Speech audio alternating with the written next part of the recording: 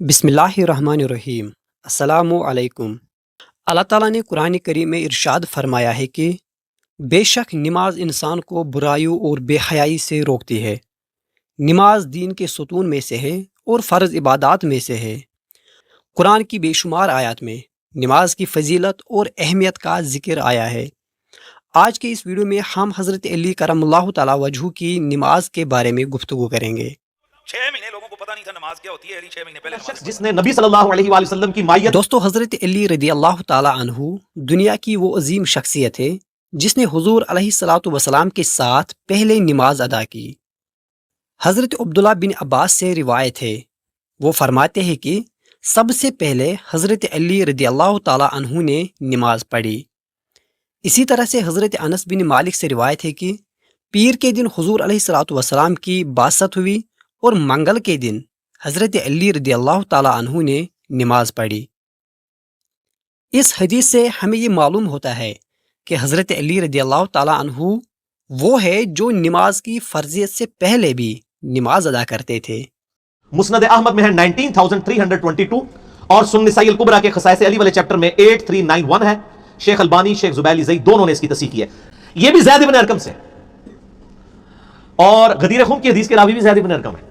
یہ بڑے امپورٹنٹ صحابی ہیں۔ زید بن ارقم کہتے ہیں اول من سلم علی رسول اللہ صلی اللہ علیہ وآلہ وسلم علی، پہلا شخص جس نے نبی صلی اللہ علیہ وآلہ وسلم کی مائیت میں نماز ادا کی وہ علی ہے، پہلا شخص نہیں تھی۔ جناب مولا کائنات مولا علی پاکات نے فرمایا بھائی ٹھیک ہے، ایک کو تو مل گیا سقایا، ایک کو مل گیا تعمیر مسجد حرام۔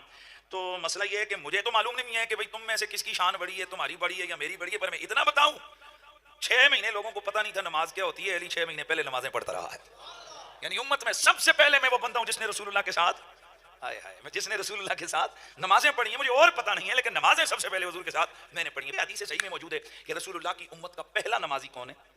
وہ بولو یار، مولا علی ہیں۔ حضرت علی شیر خدا، حیدر قرار، اتنا بہادر ہونے کے باوجود جب نماز پڑھتے تو جسم کانپتا تھا۔ واقعی جب کھڑے ہوں اللہ کے حضور میں تو معلوم ہو کہ اللہ کے سامنے کھڑے ہیں اور ایک لرزہ طاری ہو جائے۔ حضرت علی رضی اللہ تعالیٰ عنہ جب کھڑے ہوتے تھے نماز میں تو جسم جو ہے کانپتا تھا، اور سارے پٹھے جو ہے بہت ہی، حالانکہ آپ کا جسم بہت مضبوط تھا، بہت سخت، لیکن وہ نرم پڑ جاتے تھے۔ حضرت علی رضی اللہ تعالیٰ عنہ کے بارے میں مشہور ہے کہ وہ نماز کے دوران دنیا سے مکمل طور پر غافل ہو جاتے تھے اور ان کے دل اور دماغ صرف اللہ کی یاد میں مشغول ہوتا تھا۔ جنگ صفین کے دوران جب حضرت علی رضی اللہ تعالیٰ عنہ کو تیر لگ گیا اور اس کو نکالنا مشکل ہو رہا تھا تو ان کے ساتھیوں نے مشورہ دیا کہ نماز کے دوران نکالا جائے۔ وہ اس وقت دنیاوی درد سے غافل ہو جاتے تھے۔ سیدنا علی المرتضیٰ رضی اللہ تعالیٰ عنہ کے بدن میں تیر لگا ہے اور وہ نماز میں مصروف ہیں اور تیر نکال لیا جاتا ہے۔ جب سلام پھرتا ہے تو پھر آپ کو پتہ چلتا ہے کہ یہ تو جو ہے وہ تیر تھا جو نکال لیا گیا۔